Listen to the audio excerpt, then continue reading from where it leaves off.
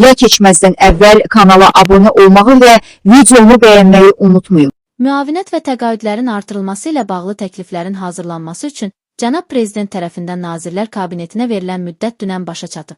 Bu ilki sosial paket 3 milyondan çox vətəndaşımızı əhatə edəcək və bu məqsədlə əlavə olaraq 1,5 milyard manatdan çox vəsaitin ayrılması nəzərdə tutulub.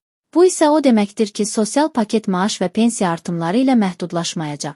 Müavinət və təqaüdlərin artırılması ilə bağlı sənədin isə rəsmi təkliflərin təqdimatı başa çatdıqdan sonra imzalanacağı gözlənilir. Mövzu ilə bağlı Yeni Sabah Aza danışan iqtisadçı ekspert Natiq Cəfərli bildirib ki, müharibə veteranları və əlilliyi olan şəxslərin müavinətlərində artım gözləniləndir. Çox böyük ehtimalla bu artım əsas müharibə veteranları və əngəlli insanları əhatə edəcək. Çünki müharibə veteranlarına verilən vəsait kifayət qədər ciddi ictimai müzakirələrə səbəb olmuşdu. Müharibə veteranları və əngəlli insanlarla bağlı müavinətlərdə növündən asılı olaraq təqribən 10 və 25% arası artımlar ola bilər.